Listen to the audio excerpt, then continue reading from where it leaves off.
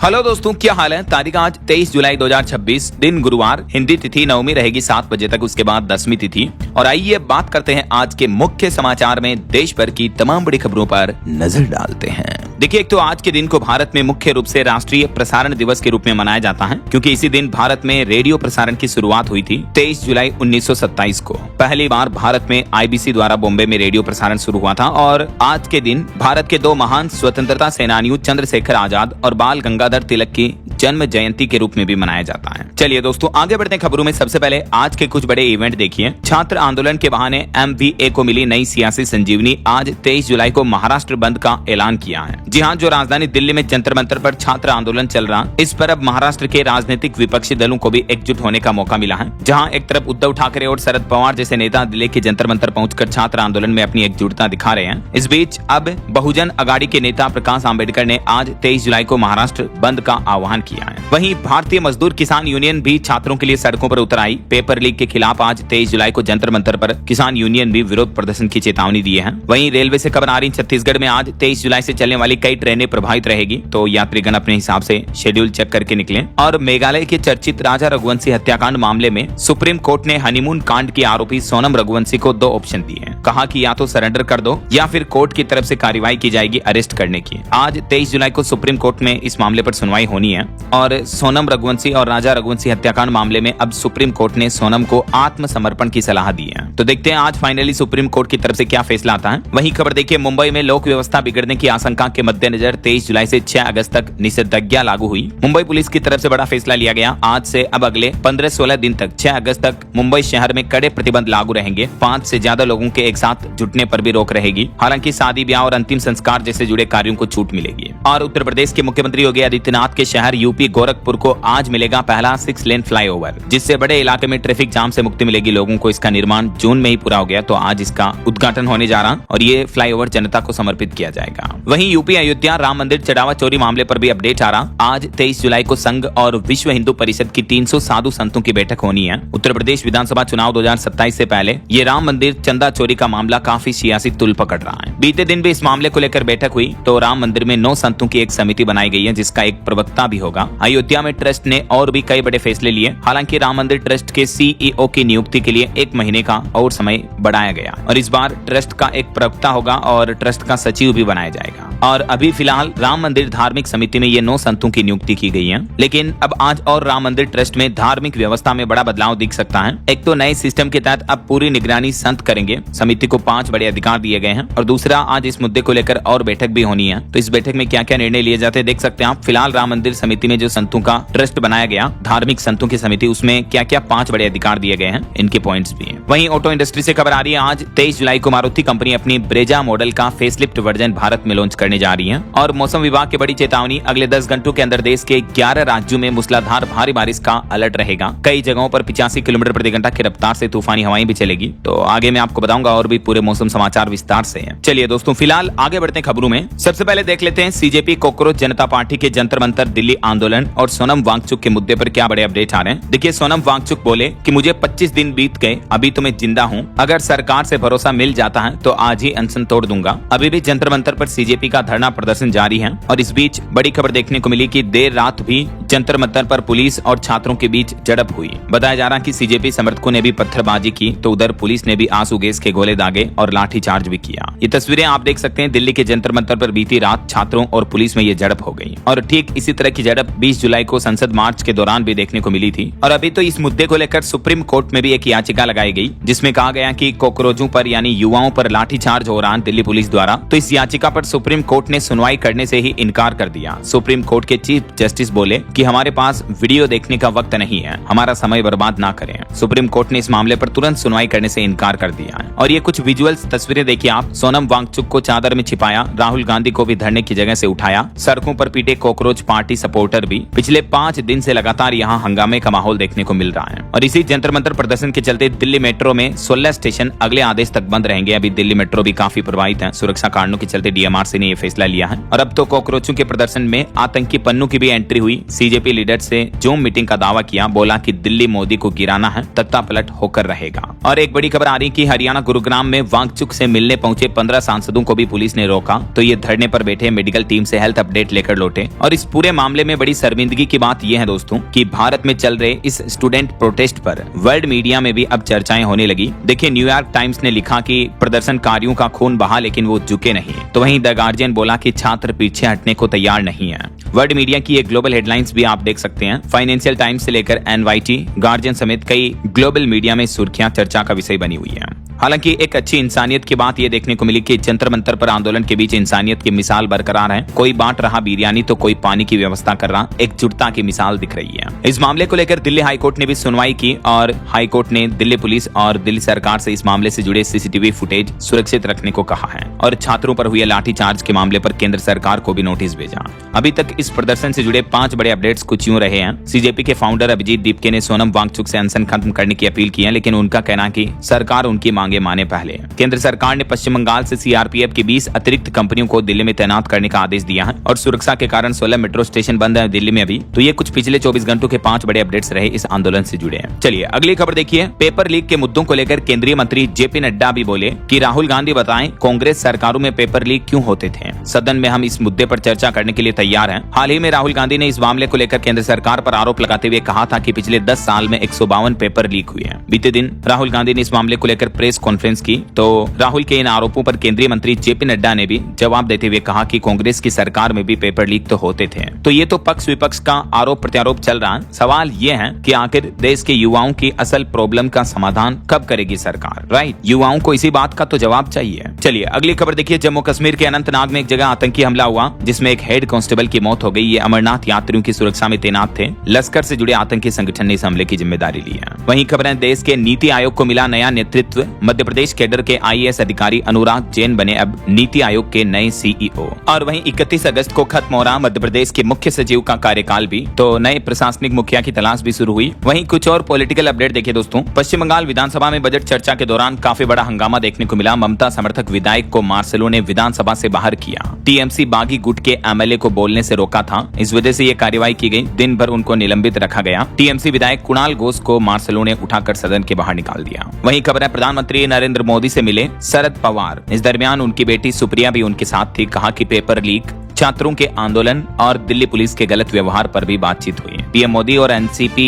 SP chief Sharad Pawar की मुलाकात संसद भवन में हुई है। और बड़ी खबर देखिए, उत्तर प्रदेश की राजधानी लखनऊ में भी कांग्रेस कार्यालय पर महिला कार्यकर्ता लाठी लेकर तैनात हुई। भाजपा की कांग्रेस दफ्तर घेराव की कोशिश को लेकर ये कार्रवाई देखने को मिली। बिहार पटना में भी पत्थरबाजी हुई। जयपुर में वाटर कैनन चलाई गई। नीट पेपर लीक के विरोध में दिल्ली के बाद अब देश भर में प्रदर्शन शुरू हो गए हैं। ये कुछ अलग अलग जगहों की तस्वीरें भी आप देख सकते हैं। और वहीं हमारे देश के संसद के मानसून सत्र में भी काफी हंगामा देखने को मिला। राज्यसभा में कांग्रेस अध्यक्ष मल्लिकार्जुन खड़गे बोले कि प्रधान इस्तीफा दें, फिर हम चर्चा करेंगे। राहुल गांधी समेत कांग्रेस सांसद काले कपड़े पहनकर पहुंचे हैं। हंगामे के बीच दोनों सदन आज तक के लिए स्थगित किए गए हैं। संसद के मानसून सत्र के दौरान विपक्षी राजनीतिक पार्टियों का ये काफी बड़ा हंगामा और माहौल देखने को मिला है सदन में। चलिए अगली खबर देखिए। भारतीय वायुसेना के शौर्य को सलाम। ऑपरेशन सफेद सागर का ट्रेलर रिलीज हुआ। 7 अगस्त को इसकी स्ट्रीमिंग होगी। कारगिल के वीरों को भी श्रद्धांजलि दी जाएगी। वहीं खबर है, ललित मोदी 16 साल बाद भारत लौटेंगे। ईडी का जुर्माना रद्द हुआ। आईपीएल का पैसा विदेश भेजने के केस को लेकर वो बोले कि मैं लीग की भलाई चाहता था। आईपीएल के संस्थापक ललित मोदी 16 साल बाद अब भारत लौटने की तैयारी में हैं। इन्होंने खुद आईपीएल की शुरुआत की, स्थापना की। और खबर देखिए, विराट कोहली और अनुष्का एक बार फिर से हाथ थामकर प्रेमानंद जी महाराज से मिलने पहुंचे। कीचड़ भरे रास्ते पर नंगे पैर चलते हुए नजर आए। वृंदावन आश्रम में तकरीबन 1 घंटा तक रुके और संत प्रेमानंद महाराज के दर्शन किए दोनों ने। वहीं देखिए, बॉलीवुड से जुड़ी एक और खबर। फिल्म धुरंधर एक्ट्रेस आयशा खान को पुलिस ने पकड़ा। 4 पुलिस कर्मियों ने जबरदस्ती खींचकर वैन में बिठाया। वो बोले कि न तो मैंने नारेबाजी की, नहीं मैं भीड़ का हिस्सा थी, फिर क्यों पकड़ा। उन्होंने इंस्टाग्राम पर स्टोरी लगाकर मुंबई पुलिस को लेकर ये आरोप भी लगाए। चलिए, देश के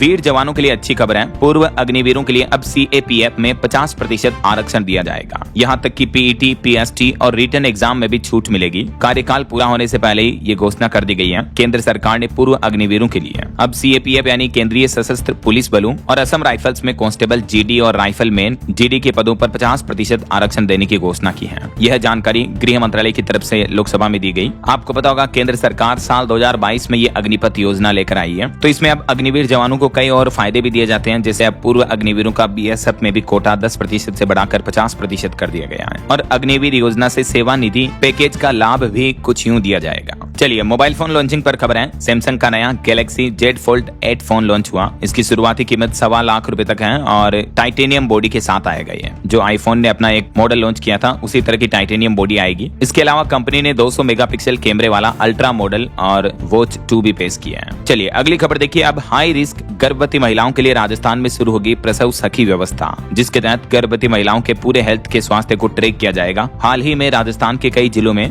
गर्भवती माताओं बहनों और प्रसूताओं की खास करके मौतों के मामले देखने को मिले हैं। उसके बाद राजस्थान सरकार ने ये सख्त नए आदेश जारी किए हैं। और हादसे से जुड़ी एक बड़ी दुखद खबर देखिए। अभी 2 दिन पहले जो सिक्किम में सुरंग हादसा हुआ था, इस हादसे में अब तक 20 श्रमिकों की जान जाने की खबर है। बाकी फंसे लोगों के लिए तलाशी के लिए बचाव अभियान अभी भी जारी है। सिक्किम के नामची जिले में सोमवार को यह घटना हुई थी। एक सुरंग धंस गई, यानी टनल पर लैंडस्लाइड हुआ, जिसमें अब तक 20 मजदूरों के शव तो मिल चुके हैं, 5 अब भी फंसे हुए हैं और टनल के अंदर मीथेन गैस भरी हुई है। यही वजह है कि बचाव कर्मी जा रहे हैं लेकिन वो बेहोश हो जा रहे हैं। चलिए अगली खबर देखिए। यूएई में भारतीय लोगों को बड़ी राहत मिली। फिर शुरू हुई पासपोर्ट वीजा सेवाएं। सुप्रीम कोर्ट के अंतरिम निर्देशों के बाद ये सेवाएं 16 नए काउंसलर केंद्रों पर वापस दी जा रही हैं। और खेल जगत से खबर देखिए। CWG 2026 24 जुलाई से शुरू होगा भारत का अभियान। ग्लासगो में कॉमनवेल्थ गेम्स 2026 का आगाज आज 23 तारीख को हो जाएगा, लेकिन भारत 24 जुलाई से अपने अभियान की शुरुआत करेगा और इस बार लॉन बॉल से होगी भारत के अभियान की शुरुआत। वहीं खबर है उत्तर प्रदेश में तकनीकी छात्रों को यूपी सरकार ने बड़ी सौगात दी। अब एक ही पोर्टल पर मिलेगी नौकरियां, कंपनियों से सीधा संपर्क भी हो पाएगा। तकनीकी शिक्षा प्राप्त कर रहे युवाओं के रोजगार की राह को आसान बनाने के लिए यूपी सरकार की तरफ से यह बड़ा कदम उठाया गया। AKTU के सहयोग से यह नया प्लेटफॉर्म शुरू किया गया। कंपनियों के लिए अलग से डैशबोर्ड बनेगा, छात्रों को मिलेगा डिजिटल रिज्यूम बनाने का विकल्प भी और संस्थानों को मिलेगा प्लेसमेंट मैनेजमेंट सिस्टम भी।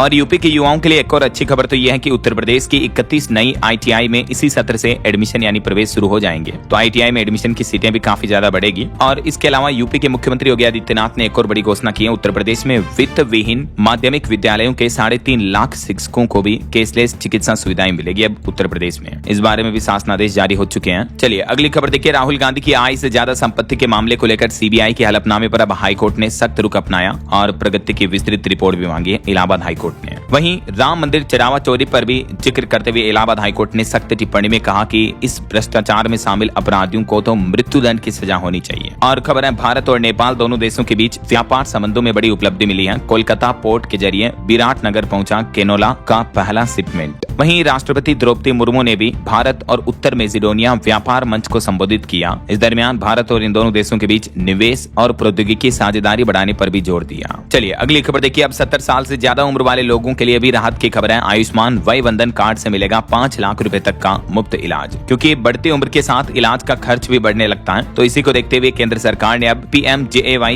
यानी प्रधानमंत्री आयुष्मान जन आरोग्य योजना का दायरा बढ़ा दिया है। तो अब 70 साल या उससे ज्यादा उम्र का भी हर भारतीय नागरिक, चाहे उसकी आर्थिक स्थिति कैसी भी हो, अपना आयुष्मान वय वंदना कार्ड बना सकता है और इसी कार्ड के जरिए पात्र बुजुर्गों को केसलेस इलाज की सुविधा भी मिलेगी। ऐसा इस कार्ड के लिए ऑनलाइन आवेदन क्या करना, कैसे करना, देख सकते हैं आप इस बारे में डिटेल्स भी। वहीं खबर है पोस्ट ऑफिस यानी इंडिया पोस्ट की तरफ से एक नई सुविधा शुरू की गई है। अब घर बैठे इंटरनेट बैंकिंग से आप पर्सनलाइज्ड चेक बुक की रिक्वेस्ट कर पाएंगे। अगर आपका भी पोस्ट ऑफिस में सेविंग बैंक अकाउंट है और आपने नेट बैंकिंग की सुविधा ले रखी है तो चेक बुक के लिए पोस्ट ऑफिस जाने की जरूरत नहीं पड़ेगी। इसके लिए आप ऑनलाइन ही आवेदन कर सकते हैं। कैसे आप देख सकते हैं सिंपल इन स्टेप्स को फॉलो करके। बहरहाल अभी तो अपन कुछ और महत्वपूर्ण और काम की खबरें देखेंगे दोस्तों, लेकिन फिलहाल वक्त तो चला है आज के ताजा मौसम समाचार जानने का। और हाँ, एक छोटी सी रिक्वेस्ट आपसे ये है कि अगर आप DLS न्यूज चैनल से अभी तक भी जुड़े नहीं हो तो जुड़ जाइए, चैनल को सब्सक्राइब करके बेल आइकन जरूर दबा देना और इस वीडियो पर एक लाइक और शेयर भी कर देना, ताकि आपको रोजाना की ताजा खबरें, महत्वपूर्ण मुख्य समाचार, काम के न्यूज अपडेट सबसे पहले आपके मोबाइल पर मिलते रहेंगे। ओके, और चलिए बिना टाइम वेस्ट किए सीधा आगे बढ़ते हैं मौसम अपडेट में। तो देखिए दोस्तों, देश में मानसून एक बार फिर से सक्रिय हो चुका है। अभी मध्य प्रदेश, राजस्थान समेत देश के 5 राज्यों में तो अति भारी बारिश का अलर्ट है। जम्मू कश्मीर में बाढ़ आई हुई है। 23 लोगों की मौतें हो गई पिछले 24 घंटों के अंदर। माता वैष्णो देवी और अमरनाथ यात्रा वापस रुकी हुई है। और यूपी के तो कई गाँव में हालात इस कदर चल रहे हैं कि मगरमच्छ भी गाँव में घुस आए। नदियां इतनी उफान पर चल रही है, बाढ़ का पानी इतना चारों तरफ फैला हुआ है। और देश के कई राज्यों में तो लैंडस्लाइड वगैरह की घटनाएं भी देखने को मिल रही है। चलिए कुछ अलग अलग राज्यों की मौसमी स्थितियों पर नजर डालते हैं। सबसे पहले देखिए, मध्य प्रदेश के 35 से ज्यादा जिलों में बारिश बारिश की चेतावनी। नर्मदापुरम में 4.25 इंच तक पानी गिरा। अरब सागर और बंगाल की खाड़ी से आ रही नमी की वजह से मध्य प्रदेश में अब मानसून स्ट्रॉन्ग हुआ।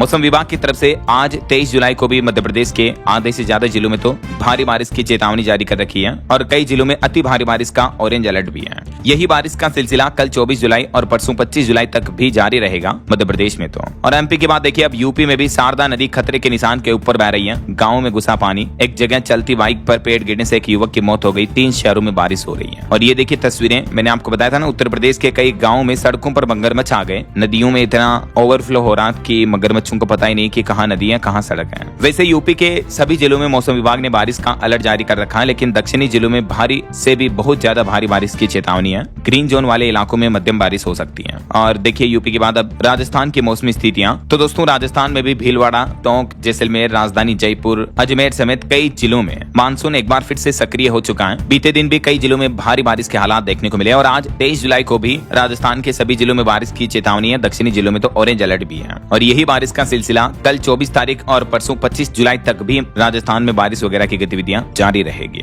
और देखिए छत्तीसगढ़ में एक जगह की घटना, बाइक कंधे पर उठाकर नदी पार कर रहे ग्रामीण। बीजापुर के 5 गाँव में बाढ़ के हालात काफी गंभीर चल रहे हैं। बांगो बांध से पानी छोड़ने का भी अलर्ट जारी हुआ। और अब देखिए बिहार की राजधानी पटना समेत 8 जिलों में झमाझम बारिश चल रही है। 10 जिलों में आज भी हेवी रेन का अलर्ट है। पड़ोसी देश नेपाल में हो रही भारी बारिश की वजह से बिहार में कोसी और गंडक ये नदियां भी उफान पर चल रही है। अभी मौसम विभाग ने बिहार के 10 जिलों के लिए तो हेवी रेन का अलर्ट जारी किया आज भी है। इन जिलों में अति भारी बारिश और इन जिलों में हल्की बारिश की चेतावनी है, देख सकते हैं आप। बाकी वैसे 23 जुलाई से लेकर 26-27 जुलाई तक मौसम का हाल कैसा रहने वाला बिहार के अलग अलग जिलों में अलग अलग दिनों का, इस बारे में भी जानकारी आप देख सकते हैं। और अब देखिए हरियाणा के भी 7 जिलों में बारिश चल रही है। 13 जगहों पर अभी भी अलर्ट है। तापमान 2.5 डिग्री तक गिरा। 27 जुलाई से हरियाणा में भी मानसून एक बार फिर से सक्रिय होगा। और पहाड़ी राज्यों की बात करें दोस्तों तो हिमाचल प्रदेश में भी डीसी को हाई अलर्ट पर रहने के निर्देश दिए हैं। शिमला में एक मकान पर भी पेड़ गिर गया। आज सुबह 9 बजे तक तो हिमाचल के कई जिलों में फ्लैश फ्लड की चेतावनी है। अधिकांश जिलों में येलो और ऑरेंज अलर्ट जारी किया गया है।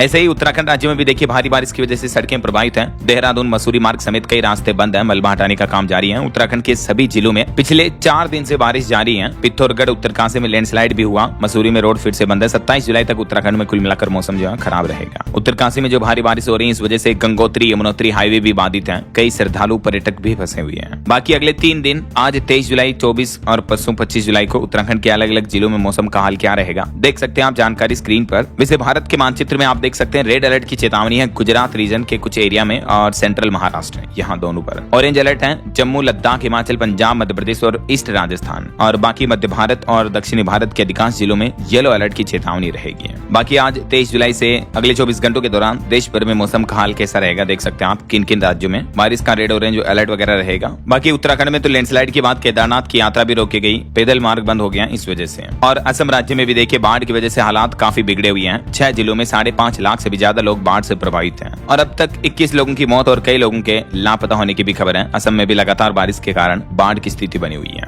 ओके, और चलिए मौसम अपडेट्स के बाद आगे बढ़ते हैं खबरों में। कुछ मार्केट अपडेट्स पर नजर डाल लेते हैं। देखिए बीते दिन भारतीय शेयर बाजार में बड़ी गिरावट देखने को मिली। सेंसेक्स 715 अंक गिरकर 76,755 पर बंद हुआ। निफ्टी भी 191 अंक फिसलकर 23,996 पर आया। रियल्टी, आईटी और मीडिया शेयर्स में ज्यादा बिकवाली देखने को मिली है। और खबर है अडानी पावर का पहली तिमाही में मुनाफा 42% तक बढ़ा। और वहीं पहली तिमाही में बीपीसीएल कंपनी को 3962 करोड़ का घाटा हुआ, क्योंकि अभी इस बार तो America, Israel, Iran, Hormuz route वगैरह कई मसले देखने को मिले। इस वजह से कच्चे तेल की कीमतें बढ़ी हैं। यही वजह की भारत की ऑयल कंपनियों को घाटा चल रहा है। और एक रिपोर्ट सामने आ रही है कि भारत का खाद्य तेल आयात बिल भी 2.25 लाख करोड़ रुपए पर पहुंचेगा। और यही वजह की इस बिल पर SEA यानी solvent extractors association of India ने चिंता भी जताई है। और दोस्तों हवाई यात्रियों के लिए बड़ा अपडेट आ रहा। इंडिगो कंपनी अपने विस्तार के प्लान को आगे बढ़ाने जा रही। 510 एयरबेस विमानों के लिए 1000 से ज्यादा इंजन खरीदेगी इंडिगो कंपनी। CFM के साथ ये समझौता भी फाइनल हो चुका है। ओके, और चलिए दोस्तों मार्केट अपडेट्स के बाद आगे बढ़ते खबरों में। देखिए अगली खबर, कोयला उद्योग को बढ़ावा दिया जाएगा, मंत्रालय जारी करेगा रिपोर्ट। गिज के साथ हाथ मिलाया गया है। भारत सरकार के कोयला मंत्रालय की तरफ से यह घोषणा की गई है। वहीं खबर है महिलाओं की सुरक्षा पर पुलिस को फ्री हैंड दिया जाएगा। कर्मचारियों और किसानों के लिए शुभेंदु सरकार की तरफ से ये बड़े फैसले लिए गए हैं। पश्चिम बंगाल में फ्री फ्री हैंड देने और अपराधियों के खिलाफ सख्त कार्रवाई करने की घोषणा की है। फ्री हैंड का मतलब होता है अपराधियों के प्रति किसी भी प्रकार की नरमी ना बरती जाए, सख्त कार्रवाई की जाए ऐसा। और बिहार में जमीन मालिकों को बड़ी राहत मिलेगी,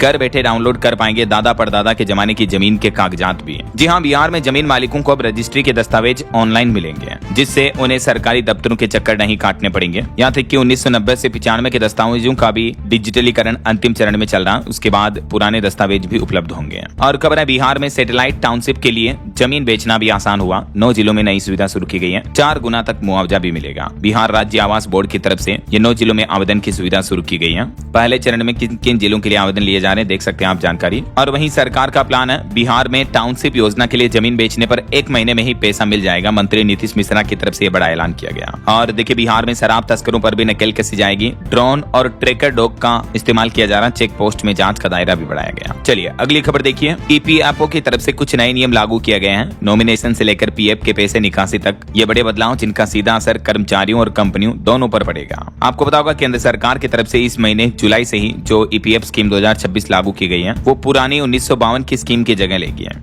अब इस योजना में नॉमिनेशन, पीएफ निकासी, कंपनियों के अनुपालन नियमों को सरल और आधुनिक बनाया गया। देख सकते हैं आप ज्यादा डिटेल्स भी कि नॉमिनेशन के नियमों में क्या स्पष्टीकरण लागू किया गया है। पीएफ की पैसे की निकासी आसान होगी कंपनियों के लिए, और ठेकेदार अंतर्राष्ट्रीय कर्मचारियों पर भी कुछ यूं फोकस रखा जाएगा। और अपराध यानी क्राइम जगत से जुड़ी कुछ बड़ी खबरें देखिए दोस्तों। यूपी के गाजियाबाद जिले का यह मामला है। एक माँ बाप ने जिन अपने दोनों बेटों की लंबी उम्र के लिए सुबह भजन कीर्तन कराया, पूजन करवाया, उन्हीं बेटों ने रात में बर्बरता से माता पिता दोनों को पीट पीट कर मार डाला। यूपी के गाजियाबाद जिले में ये बड़ी ही दर्दनाक कलयुगी घटना देखने को मिली। बेटों की लंबी उम्र के लिए माता पिता ने दिन में तो भजन कीर्तन करवाया था, लेकिन कुछ ही घंटों बाद छोटे भाई के साथ मिलकर दोनों भाइयों ने माता पिता की जान ले ली। उन्हें बेरहमी से इतना पीटा शराब के नशे में धुत होकर दोनों बेटों ने कि माता पिता दोनों की जान चली गई। ये तस्वीरें देख सकते हैं आप, ये है अपराधी दोनों भाई, सगे भाई है दोनों। मतलब देखिए यार दोस्तों, अपने ही माता पिता को कौन ऐसे कैसे मार सकता है। आजकल तो ऐसी ऐसी घटनाएं देखने को मिलती हैं कि पारिवारिक रिश्तों पर भी कलंक है। ऐसे लोग, कलयुग का जमाना आ चुका मानो ऐसा लगता है। पति पत्नी एक दूसरे को मार रहे हैं, माँ बाप बेटा बेटी एक दूसरे को मार रहे हैं।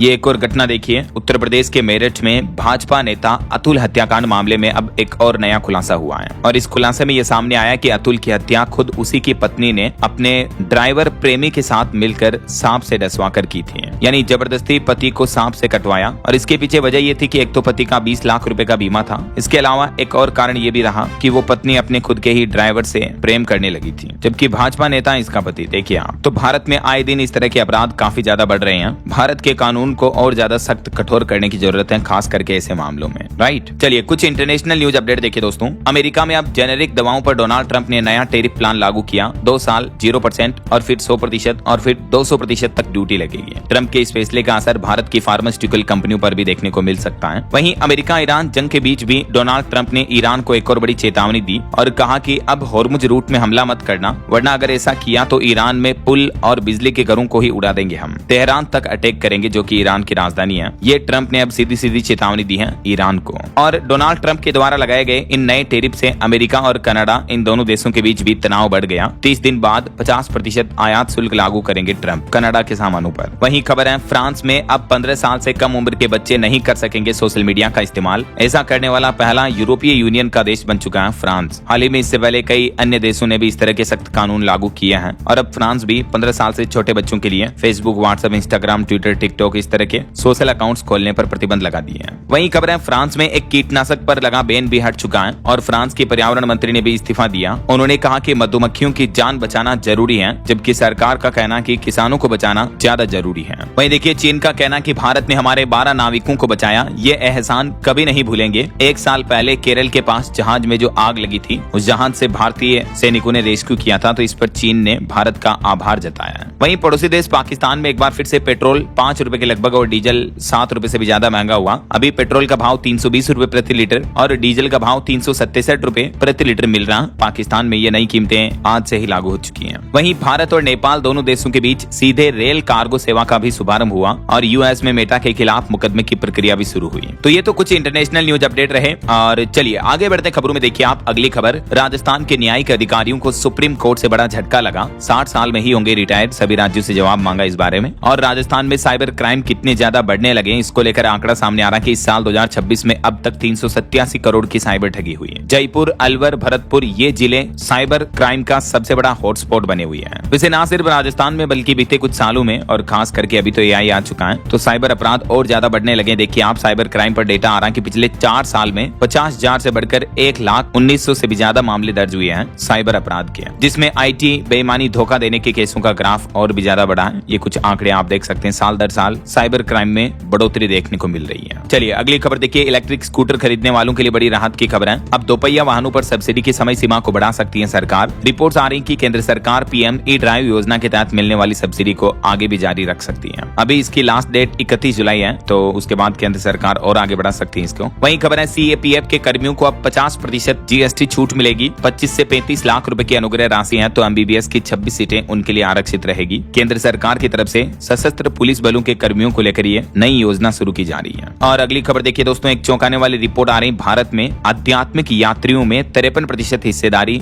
जैन जी की है। और इससे भी हैरानी की बात यह कि इसमें 69% तो पुरुष हैं। Heritage walk, guided story telling, योग, मेडिटेशन, सांस्कृतिक कार्यक्रम, ये चीजें भी धार्मिक पर्यटन का हिस्सा हैं। भारत धार्मिक और आध्यात्मिक पर्यटन में एक बड़े बदलाव के दौर से गुजर रहा है। ये आंकड़े बताते हैं कि आजकल की जैन जी यानी भारत के युवा पुरुष, युवा लोग बाग भी आध्यात्मिक जगहों पर घूम रहे, वहां एक्सप्लोर कर रहे हैं ऐसा। चलिए अगला अपडेट देखिए, अब आसमान में इंडियन एयरफोर्स यानी भारतीय वायुसेना की निगरानी और मजबूत होगी। डीआरडीओ ने इंडियन एयरफोर्स के साथ ये 2 बड़े अहम समझौते किए हैं। वहीं खबर है, देश के 570 जिले बनेंगे निर्यात हब। उत्तर प्रदेश के 12 जिलों से इनकी शुरुआत होने जा रही। भारतीय उत्पादों की वैश्विक पहुंच बढ़ेगी इससे। और एक्सपोर्ट को लेकर सरकार ने एक और बड़ा आदेश जारी किया। अब सिर्फ ब्रांड इंडिया के नाम से जाना जाएगा एक्सपोर्ट, विदेशों में इसी नाम से बिकेंगे भारतीय उत्पाद भी। भारत सरकार ने एक्सपोर्ट और भारत की गुडविल को बढ़ाने के लिए नया फ्रेमवर्क तैयार किया है। वहीं झारखंड के शिव भक्तों के लिए खुशखबरी है। अगस्त में अपने तय मार्ग से चलेगी साउथ बिहार एक्सप्रेस ट्रेन। जो आंशिक रद्द का फैसला था वो वापस ले लिया गया। एक और बड़ी दुखद घटना देखिए, गुजरात के अहमदाबाद में अवैध पटाखा फैक्ट्री में भीषण आग लग गई, जिसमें 10 लोगों की मौत हो गई। लाइसेंस खत्म होने के बाद भी कारखाना चल रहा था। वहीं सोनम वांगचुक ने केंद्र सरकार के सामने अपनी अनशन खत्म करने की एक शर्त रखी और वो बोले कि मैं जीना चाहता हूँ। उनके अनशन को 25 दिन हो चुके हैं और अभी वो बोले कि सरकार अगर हमसे बातचीत करे और संसद में युवाओं को बोलने का मौका दे तो सोनम वांगचुक का कहना कि वो अपना अनशन तोड़ सकते हैं ऐसा। वहीं खबर है, प्रधानमंत्री छात्रों से माफी मांगे। राहुल गांधी ने केंद्र सरकार से 3 बड़ी मांग की है और सीजेपी और युवाओं के विरोध प्रदर्शन को भी राहुल गांधी ने समर्थन दिया और केंद्र सरकार के सामने अपनी ये 3 मांगे रखी। एक तो धर्मेंद्र प्रधान इस्तीफा दें, छात्रों पर होने वाली बर्बरता करने वालों पर सख्ती बरती जाए और पीएम यानी प्रधानमंत्री खुद छात्रों से माफी मांगे। तो देखते हैं इस मामले पर आगे और सरकार का क्या अपडेट आता है। फिलहाल देखिए अगली बड़ी खबर, न्यायिक अधिकारियों की सेवानिवृत्ति उम्र 60 साल से 61 साल करने पर विचार करें। ये सुप्रीम कोर्ट ने सभी राज्यों और केंद्र शासित प्रदेशों को निर्देश भी जारी किया है। वहीं खबर है, दिल्ली के सरकारी स्कूलों में चलेगा वायु प्रदूषण जागरूकता अभियान। छात्रों को मिलेगा पर्यावरण संरक्षण का पाठ भी। अब दिल्ली के सरकारी स्कूलों में भी एयर पोल्यूशन के बारे में पढ़ाया जाएगा ऐसा। और खबर देखिए, बिहार के पटना और आसपास के इलाकों में खुलेंगे 79 नए ओपी। तैनात होंगे 10-10 जवान भी। ओपी यानी आउट पोस्ट खोले जाएंगे। और झारखंड में अब सरकारी योजनाओं की रियल टाइम निगरानी करेगा एआई। फर्जीवाड़े पर भी लगाम लगेगी। झारखंड सरकार का नया प्लान है। बीते दिन झारखंड के मुख्यमंत्री हेमंत सोरेन की कैबिनेट बैठक हुई, जिसमें कई बड़े फैसले लिए गए। अब झारखंड में ग्रामीण क्षेत्रों में नक्शा पास करने के नियमों में भी बदलाव किया गया और हेली एम्बुलेंस सेवा की भी शुरुआत हो चुकी है। और भी कैबिनेट बैठक के कुछ फैसलों की डिटेल जानकारी आप देख सकते हैं। चलिए अगली खबर देखिए, पेंशनर्स के लिए बड़ी खबर आ रही है। 25,756 लोगों को मिलेगा यूपीएस का अतिरिक्त लाभ। सरकार ने खुद संसद में ये बात की जानकारी दी है। केंद्र सरकार ने संसद में यूनिफाइड पेंशन स्कीम को लेकर यह आंकड़े जारी किए हैं। वहीं उत्तराखंड में लोकपाल ने एक बड़ा फैसला लिया। खराब बिजली मीटर पर अब नहीं चलेगा मनमाना बिल। उपभोक्ताओं को इससे राहत मिलेगी। और दिल्ली की महिला समृद्धि योजना के तहत अब हर महीने महिलाओं के बैंक खाते में आएंगे 1,000 रुपए। 1,500 रुपए उनके आरडी में सेव होंगे। 3 साल बाद मिलेंगे ये 58,000 रुपए के रूप में। जो दिल्ली सरकार की तरफ से हर महीने 2525 रुपए दिए जाते हैं महिलाओं को, उनमें से 1,000 ही खाते में आएंगे। 1,500 रुपए ऑटोमेटिकली सेव हो जाएंगे ऐसा, जो 3 साल बाद ब्याज समेत मिल जाएंगे। वहीं खबर है, दुनिया भर में 10 में से 4 स्वास्थ्य कर्मी हिंसा के शिकार हुए हैं। डब्ल्यूएचओ की रिपोर्ट में चौंकाने वाला खुलासा हुआ रहा। डॉक्टरों पर हमले, अस्पताल में तोड़फोड़, इस तरह के हिंसा के मामले भारत में भी काफी ज्यादा देखने को मिल रहे हैं। वहीं खबर है, प्रदूषण पर लगाम लगाने के लिए अब सीएक्यूएम ने बड़ा कदम उठाया। दिल्ली एनसीआर में तैनात होंगे एक्सपर्ट। नया एक्शन प्लान भी तैयार हुआ है। वहीं खबर है, हरियाणा में कच्चे कर्मचारियों को सेवा सुरक्षा का बड़ा तोहफा मिला। 4 नई श्रेणियां शामिल हुई। 31 जुलाई तक फिर से खुलेगा पंजीकरण पोर्टल। खबर है, बिहार में शिक्षकों के लिए भी ड्रेस कोड लागू हुआ। अब स्कूलों में जींस जीन्स और टी शर्ट पहनकर आने पर रोक रहेगी, बल्कि औपचारिक वेशभूषा अनिवार्य कर दी गई है बिहार सरकार की तरफ से। शिक्षा विभाग के द्वारा ये आदेश भी जारी कर दिया है। अब ड्रेस कोड में आना होगा, जैसे छात्रों के लिए यूनिफॉर्म होती है ना, वैसे ही बिहार में स्कूलों में टीचर के लिए भी अब ये ड्रेस कोड सिस्टम लागू हो चुका है। मनमाने कपड़े पहनकर नहीं आ पाएंगे अब ऐसा। चलिए दोस्तों, टेक न्यूज से खबर है। गूगल कंपनी ने अपने AI जेमिनी में 3.6 फ्लैश और flash light high volume workloads model launch किए हैं, जो कि ज्यादा स्पीड देंगे आपको और वर्कलोड के दौरान भी ये डिले क्यों नहीं करेंगे ऐसा। वहीं देखिए, इंस्टाग्राम ने भी एक नया कमाल का फीचर रोल आउट किया। अब पोस्ट डिलीट किए बिना भी आप ये काम कर सकेंगे। दरअसल इंस्टाग्राम ने रिप्लेस ऑडियो फीचर पेश किया, जिससे यूजर्स अपनी पुरानी फीड और कैरोसेल पोस्ट का संगीत बिना पोस्ट को डिलीट किए भी अपडेट कर पाएंगे ऐसा। वहीं देखिए, रेलवे कर्मचारियों के लिए बड़ी खबर, बदल गए क्वार्टर रखने के नियम। अब बच्चों की पढ़ाई को ध्यान में रखते हुए क्वार्टर रखने के नियमों में यह बदलाव किया है, जिससे विद्यार्थियों को राहत मिलेगी। हालांकि कर्मचारी इन सुविधाओं का लाभ दोबारा नहीं ले पाएंगे। इस बारे में रेलवे की तरफ से ये नोटिस भी जारी किया गया, देख सकते हैं आप। चलिए यूपी के कुछ अपडेट देखिए दोस्तों। उत्तर प्रदेश में स्पेशल टीईटी को लेकर लगभग 1.5 लाख से भी ज्यादा शिक्षकों को मौका मिलेगा। विशेष टीईटी का आयोजन होने जा रहा है। और यूपी में दंपत्ति शिक्षकों को भी योगी सरकार ने बड़ी राहत दी है। अंतर जनपदीय तबादले के आवेदन की सीमा को 5 अगस्त तक के लिए बढ़ा दिया है। और बड़ी खबर देखिए, उत्तर प्रदेश में सरकार ने रानी लक्ष्मीबाई योजना को लेकर कहा कि हर जिले में छात्राओं को मिलेगी स्कूटी, लेकिन इस स्कूटी को बेचने पर रोक रहेगी ऐसा। वहीं खबर है, उत्तर प्रदेश के 45 जिलों में ग्रामवार गन्ना सर्वेक्षण शुरू हुआ। 30 अगस्त तक ये अभियान चलेगा। और खबर है दोस्तों, राजस्थान से कैलाश मानसरोवर यात्रा पर आए एक यात्री की मौत हो गई। सुबह सांस लेने में प्रॉब्लम हुई और शाम तक तो शांति हो गई है। 2 दिन पहले कुक की भी हार्ट अटैक से जान गई थी। चलिए कुछ एजुकेशनल अपडेट्स देखिए फटाफट से। राजस्थान पीटेट काउंसिल 2026 का रिजल्ट जारी हो चुका है। 29 जुलाई तक रिपोर्ट करके प्रवेश लेना होगा। वहीं खबर है, पूर्व अग्निवीरों को CAPF और असम राइफल्स में 50% आरक्षण मिलेगा। मैंने आपको बताया था शुरुआत में ही।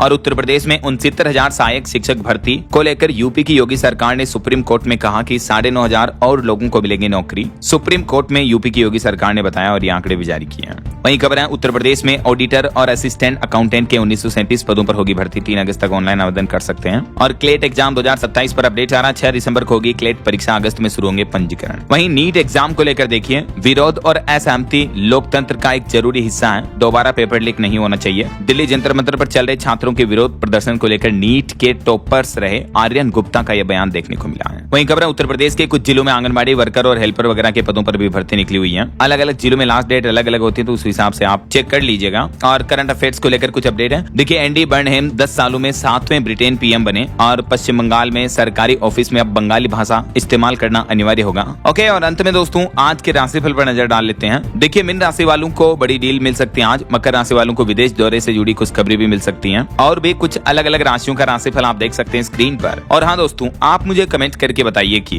भारत में पहली बार मेट्रो रेल सेवा किस शहर में शुरू हुई थी। ABCD which is right option, let me know in the comment box. सही जवाब देने वाले लोगों को रैंडमली सेलेक्ट होने पर DLS न्यूज टीम की तरफ से शानदार सरप्राइज गिफ्ट जीतने का मौका मिलेगा। और इसी के साथ ही अगर आपको वीडियो अच्छा लगा तो इसे लाइक करना, शेयर भी करना। DLS न्यूज चैनल को सब्सक्राइब करके बेल आइकन जरूर दबा देना, रोजाना ऐसी इन्फॉर्मेटिव जानकारियां, महत्वपूर्ण समाचार देखते रहने के लिए। ओके, ख्याल रखिएगा अपने आप का, अपने परिवार का। मिलेंगे अगले नेक्स्ट अपडेट में, तब तक के लिए जय हिंद, जय भारत, वंदे मातरम।